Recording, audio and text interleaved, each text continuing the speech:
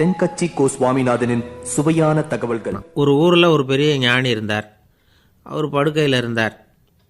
இன்னும் கொஞ்ச நேரம்தான் அவர் இந்த உலகத்தில் இருக்க போகிறார். அவரை சுற்றி ஏகப்பட்ட கூட்டம். ஏற்கனவே அவருடைய உபதேசங்களை கேட்டவங்க பல பேர் வந்து அவரை சுற்றி நிற்கிறாங்க. அந்த ஞானி மெதுவாக கண்ணை திறந்து பார்க்குறார். எல்லாரும் அவருடைய கடைசி வார்த்தையை கேட்கறதுக்காக அவளோட காத்துக்கிட்டு இருக்கிறாங்க. அந்த ஞானி மெதுவாக பேச ஆரம்பித்தார்.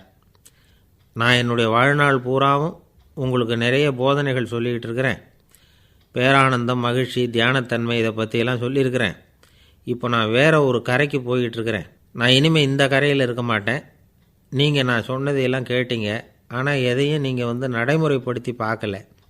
எல்லாம் கேட்டதோடு சரி, அதோடு விட்டுவிட்டீங்க. அப்புறம் அதை தள்ளி போட்டுக்கிட்டே வந்துட்டீங்க.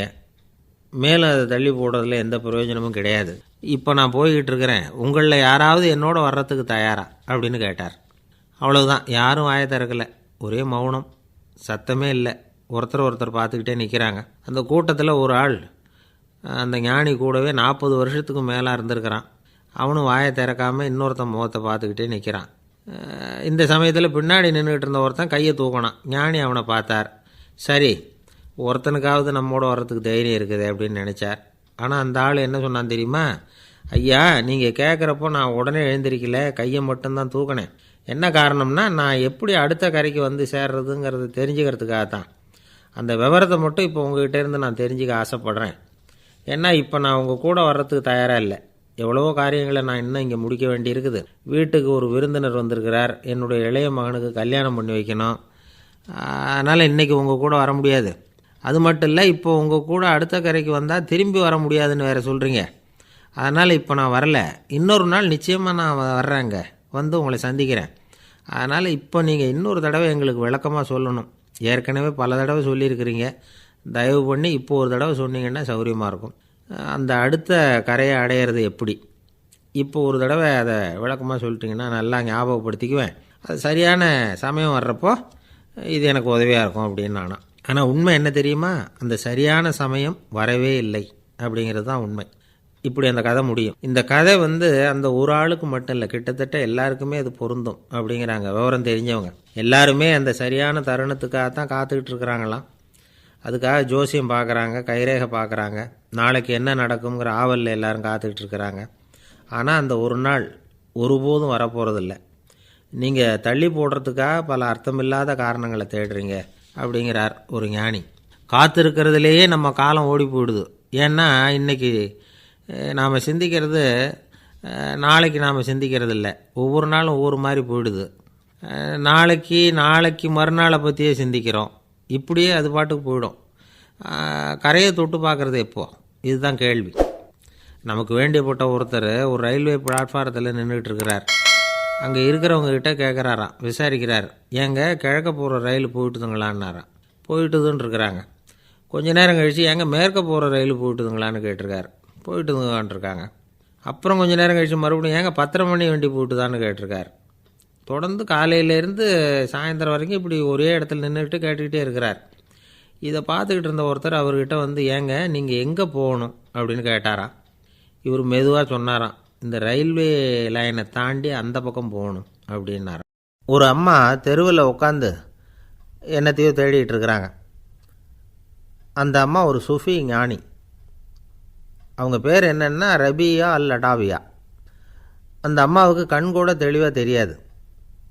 அந்த பக்கமாக வந்த சில பேர் இவங்களுக்கு உதவி செய்கிறதுக்காக வந்தாங்க. என்ன தேடிகிட்டு இருக்கிறீங்க அப்படின்னு கேட்டாங்க. இதுக்கு அந்த அம்மா, அந்த கேள்வி அவ்வளோ முக்கியத்துவம் இல்லை, நான் தேடிகிட்டு இருக்கிறேன், உங்களால் முடிஞ்சால் எனக்கு உதவி பண்ணலாம் அப்படின்னாங்களாம். உதவி செய்ய வந்தவங்களுக்கு ஆச்சரியம். எதை தேடுறோங்கிறது தெரியாமல் இப்படி ஏன் நேரத்தை செலவழிக்கிறீங்க? நாங்கள் எப்படி உங்களுக்கு உதவ முடியும்? எங்களுக்கு ஒன்றும் புரியலையே அப்படின்ட்டுருக்காங்க. சரி, உங்களை திருப்தி பண்ணுறதுக்காக சொல்கிறேன். ஒரு குண்டூசி தொலைஞ்சி போச்சு, அதை தேடுறேன் அப்படின்னாங்களாம் அந்த அம்மா. அதுக்கப்புறம் இவங்களும் சேர்ந்து தேட ஆரம்பிச்சிட்டாங்க. கொஞ்ச நேரம் ஆச்சு, ஒன்றும் கிடைக்கல. உதவி செய்ய வந்தவங்களும் அழுத்து போட்டாங்க. அப்புறம் கேட்டாங்க, இதை பாருங்கம்மா, இது ரொம்பவும் பெரிய தெரு, அகலமான தெரு. அதனால் குறிப்பாக நீங்கள் எந்த இடத்துல அந்த குண்டூசியை தொலைச்சிங்க அதை சொல்ல முடியுமான்னாங்களாம். இதுக்கு அந்த அம்மா, நீங்கள் மறுபடியும் அர்த்தமில்லாத கேள்வியை கேட்குறீங்க, உங்கள் கேள்விக்கும் நான் தேடுறதுக்கும் என்ன சம்மந்தம்னாங்களாம். இதை கேட்டதும் அவங்க ஒரு மாதிரி ஆயிட்டாங்க. என்னம்மா நீங்கள் பைத்தியம் மாதிரி பேசுகிறீங்க அப்படின்னாங்களாம். சரி, உங்களை மறுபடியும் திருப்திப்படுத்துறதுக்காக சொல்கிறேன், அதை நான் எங்கள் வீட்டில் தொலைச்சுட்டேன் அப்படின்னாங்களாம். அப்புறம் எதுக்காக இங்கே வந்து தேடிட்டு இருக்கிறீங்க அப்படின்னு கேட்டிருக்காங்க. ஏன்னா இங்கே தான் வெளிச்சம் அதிகமாக இருக்குது, அங்கே வீட்டுக்குள்ளே இருட்டாக இருக்குது, அதனால் இங்கே வந்து தேடுறேன், வெளிச்சம் உள்ள இடத்துல தானே தேட முடியும் அப்படின்னாங்களாம் அந்த ஞானி. இந்த கதைக்கு என்ன அர்த்தங்கிறத பெரியவங்க சொல்கிறாங்க. அதாவது இந்த தேடுதல்ங்கிறது ஒரு வியாதி. அது நம்ம சதா அலைய வைக்கும், பைத்தியமாக மாற்றுறதுக்கு முயற்சி பண்ணோம். ஒரு காலம் அது நிறைவு அடையவே அடையாது. வாழ்வுங்கிறது ஒரு புரிந்து கொள்ள முடியாத சதா இயங்கி கொண்டிருக்கிற ஒரு செயல். அதுக்கு ஆரம்பமும் இல்லை, முடிவும் கிடையாது. எதையோ தேடணும் அப்படிங்கிற உந்துதல் நமக்குள்ளே இருக்கும், ஆனால் குறிப்பாக எதை தேடிட்டு இருக்கிறோம் அப்படிங்கிறது புரியாது. அப்படி ஏதாவது ஒன்றை தேடி அடைஞ்சிட்றோம்னு வச்சுக்கோங்க, உடனே ஒரு அதிருப்தி வந்துடும். அதனால் வாழ்க்கைங்கிறது சலிப்பு நிறைந்தது அப்படிங்கிற எண்ணத்தை உண்டாக்கிக்கிறோம். ஒன்று அடைஞ்சதுக்கு அப்புறம் இன்னொன்று தேட ஆரம்பிச்சிருவோம். ஆக இந்த தேடல்ங்கிறது நாம் ஒன்று அடைஞ்சாலும் அடையாவிட்டாலும் தொடர்ந்து நடந்துக்கிட்டு தான் இருக்கும். இதுக்கு முடிவே கிடையாது. இந்த உண்மையை நாம் நல்லா புரிஞ்சுக்கணும் அப்படிங்கிறது பெரியவங்களுடைய கருத்து. ஏழையும் தேடுறான், பணக்காரனும் தேடுறான், நோயாளியும் தேடுறான், நோய் இல்லாதவனும் தேடுறான், அதிகாரம் உள்ளவனும் தேடுறான், அதிகாரம் இல்லாதவனும் தேடுறான், முட்டாளும் தேடுறான், அறிவாளியும் தேடுறான். ஆனால் யாரும் இதை தான் தேடி சாதிக்க போகிறோம், இதுதான் முடிவு அப்படின்னு திட்டவட்டமாக சொன்னதில்லை. ஒன்று அடைஞ்சதும் இன்னொன்று தேட ஆரம்பிச்சிடுறாங்க, அவ்வளோதான். அதாவது உங்களின் தேடுபவர் உங்கள் உள்ளே தான் இருக்கிறார், அவரை தேடி கண்டுபிடியுங்கள். இதுதான் ஞானிகள் நமக்கு சொல்லுகிற ஒரு ஆலோசனை. நம்மால் ஒருத்தன் ஜெயிலில் இருந்தான். இன்னொரு கைதி அவனை பார்த்து கேட்டான், ஏன்பா உன்னை பார்க்குறதுக்கு வெளியிலேருந்து யாருமே இங்கே வர்றது இல்லையே, உனக்கு சொந்தக்காரங்களே கிடையாதா அப்படின்னு கேட்டானான். ஏன் இல்லை, எனக்கு சொந்தக்காரங்க நிறைய பேர் உண்டு, அவங்க என்னை பார்க்க வராததுக்கு காரணம் வேறு அப்படின்ட்டுருக்கான் இவன். என்ன காரணம்னு கேட்டான் அவன். அதுக்கு இவன் சொன்னானான், அதுக்கு என்ன காரணம்னா அவங்க எல்லாரும் இங்கே உள்ளேயே இருக்கிறாங்க அப்படின்னானா. ஒரு காடு, நல்ல மரம்லாம் செழிச்சு இருந்தது. அப்படிப்பட்ட காட்டில் ஒரு சாது இருந்தார். அவர் எப்படின்னா எப்பவும் ஒரு மரத்தடியில் உட்காந்துருப்பார். ஏன்னா அவருடைய இருப்பிடமே அதுதான். அவர் என்ன பண்ணுவார், 3 கல் வச்சுருந்தார். செங்கல் மாதிரி இருக்கும், ஆனால் அதை விட கொஞ்சம் பெருசாக இருக்கும். எதுக்கு அந்த 3 கல்லுன்னா அதுதான் அவருடைய படுக்கை. அதாவது தூங்குறப்ப ஒரு கல்லை தலைக்கு கீழே வச்சுக்குவார், இன்னொரு கல்லை இடுப்புக்கு கீழே வச்சுக்குவார், இன்னொரு கல்லை காலுக்கு கீழே வச்சுக்குவார். உடம்பை அப்படியே ஒரு தகட்டால் மூடிக்குவார், அப்படியே தூங்கி போடுவார். மழை பெய்யுதுன்னு வச்சுங்க, அவர் உடம்பு 3 கல் மேலே இருக்குதா, அதனால் தண்ணி அடியில் ஓடி போடும், உடம்பு நனையாது. மேலே தகடு இருக்கிறதுனால மழையும் உடம்புல படாது. அவர் தூக்கமும் கெடாது, நிம்மதியாக தூங்குவார். பகலில் அந்த 3 கல்லையும் ஒரு சேர ஒரு அடுப்பு மாதிரி வச்சு அது மேலே உட்காந்துக்குவார். அதனால் பாம்பு பூச்சி எதுவும் அவரை தொந்தரவு பண்ணுறதில்ல, அது பாட்டுக்கு நகர்ந்து போயிடும். அவர் பாட்டுக்கு நிம்மதியாக இருப்பார். யாராவது எதையாவது கொண்டுகிட்டு கொடுத்தா அதை வாங்கி சாப்பிடுவார், அவ்வளவுதான். ஒரு நாள் அந்த நாட்டு அரசன் காட்டுக்கு வேட்டையாட வந்தான். அந்த வழியாக வந்தப்போ இந்த சாது படுத்துருக்கிறத பார்த்தான், பரிதாபப்பட்டான். ஐயோ பாவம், இவர் இப்படி இந்த கல் மேலே உடம்பை வச்சுக்கிட்டு தூங்குறாரே, என்ன பாடுபடுவார், இவரை நாம் அரண்மனைக்கு அழைச்சிட்டு போய் சுகமாக நிம்மதியாக இருக்கிறதுக்கு வழி செஞ்சு கொடுப்போம், அது ரொம்ப நல்லாயிருக்கும் அப்படின்னு நினச்சான். அப்படி நினச்சிக்கிட்டே அரண்மனைக்கு வந்துட்டான். அதுக்கப்புறம் ஒரு பல்லக்கையும் 2 சேவகர்களையும் காட்டுக்கு அனுப்பி அந்த சாதுவை மெதுவாக இங்கே அழைச்சிட்டு வந்துடுங்க அப்படின்னு சொல்லி அனுப்பி வச்சான். இவங்க போய் அவர்கிட்ட விவரத்தை சொன்னாங்க. எனக்கு என்னத்துக்கு அரண்மனை வாசம் அப்படின்னார்.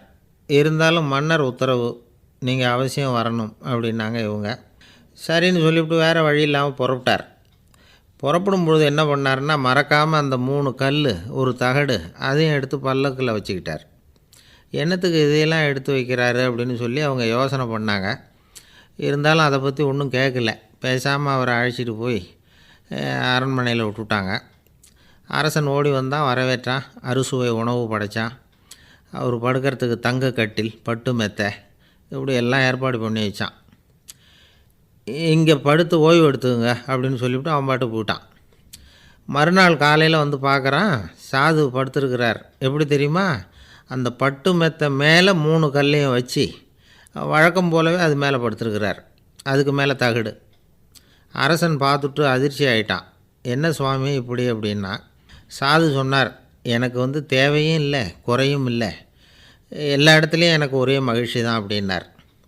மகிழ்ச்சிங்கிறது தங்க கட்டிலேயோ பட்டு மெத்தையிலையோ இல்லை, அது மனசில் இருக்கிற ஒரு விஷயம். உண்மையான மகிழ்ச்சிக்கு வழி மனப்பக்குவம் அப்படிங்கிறது அந்த அரசனுக்கு புரிஞ்சுதான். இந்த காலத்தில் ஒரு சாமியார், அவரை தேடி ஒரு சீடன் வந்தான். என்னாச்சு தெரியுமா? சுவாமி, எனக்கு நிம்மதி வேணும், அதுக்கு என்ன வழின்னு கேட்டான்.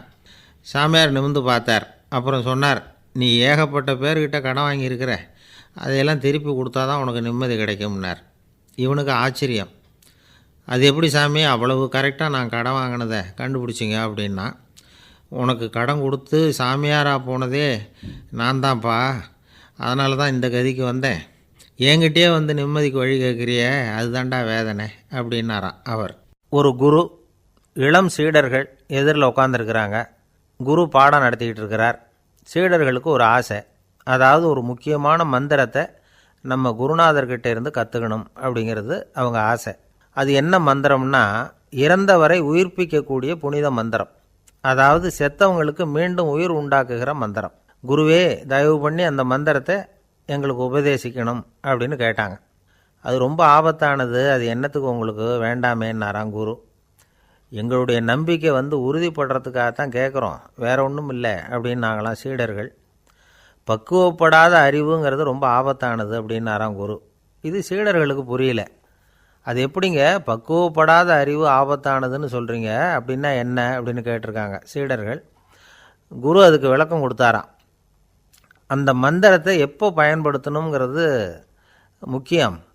அதை அறியக்கூடிய ஞானம் ஏற்படுகிற வரைக்கும் அதை தெரிஞ்சுக்காமல் இருக்கிறது தான் நல்லது, இல்லைன்னா ஆபத்துன்னாராம். ஆனால் அந்த சீடர்கள் அதை கேட்குற மாதிரி இல்லை, ரொம்ப பிடிவாதம் பண்ண ஆரம்பிச்சுட்டாங்க. சரி வாங்க சொல்கிறேன்னார் குரு. எல்லோரும் வந்தாங்க. அந்த புனித மந்திரத்தை அவங்களுக்கு ரகசியமாக உபதேசம் பண்ணார். உபதேசம் பண்ணிவிட்டு அவங்களுக்கு எச்சரிக்கையும் கொடுத்தார்.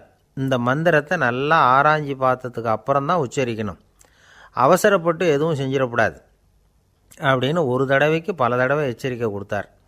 சரின்னு சொல்லிவிட்டு அவங்கெல்லாம் மந்திரத்தை கற்றுக்கிட்டு எழுந்திரிச்சு போயிட்டாங்க. ஒரு நாள் அந்த சீடர்கள் எல்லாம் மணற்பாங்கான இடத்துல அப்படியே நடந்து போயிட்டுருக்கிறாங்க. ஒரு பாலைவன பகுதி மாதிரி ஒரு இடம். அங்கே ஒரு இடத்துல எலும்புகள் குவியலாக கிடந்தது.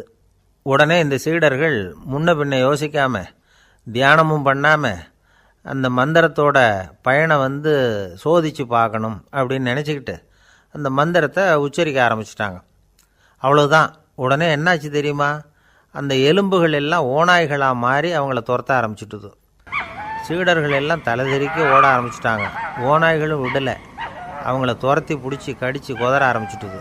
அப்போ தான் அந்த சீடர்களுக்கு குரு சொன்ன அறிவுரையோட அர்த்தம் புரிஞ்சுது. பக்குவப்படாத அறிவு ஆபத்தானது அப்படிங்கிறது. அதனால் இதிலேருந்து நாம் தெரிஞ்சுக்க வேண்டியது என்னென்னா, நாம் நம்ம அறிவை வளர்த்துக்கிட்டால் மட்டும் போதாது, அந்த அறிவை எப்போ எப்படி பயன்படுத்தணும் அப்படிங்கிற பக்குவமும் நமக்கு வரணும். அப்போ தான் வாழ்க்கை நல்லபடியாக அமையும், இல்லைன்னா இடைஞ்சல் தான். இந்த காலத்தில் சில சின்ன பிள்ளைங்களுக்கே அறிவு ரொம்ப பக்குவப்பட்டிருக்குங்கிறத உணர முடியுது.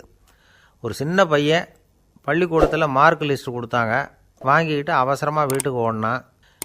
எதிரில் வந்த ஒருத்தர் கேட்டார், என்ன அவசரம், ஏன் இப்படி வேகமாக ஓடுறேன்னார். எங்கள் அம்மாக்கிட்ட அடி வாங்கணும், அதுக்காக தான் ஓடுறேன்னா. அடி வாங்கிறதுக்காக இவ்வளவு அவசரம்னார் அவர். அப்படி இல்லைங்க, நான் போகிறதுக்குள்ளே எங்கள் அப்பா வீட்டுக்கு வந்துட்டாருன்னா அவர்கிட்ட அடி வாங்க வேண்டியிருக்கும், அதை அவாய்ட் பண்ணுறதுக்காக இப்படி ஓடுறேன் அப்படின்னு நானா அந்த பையன்.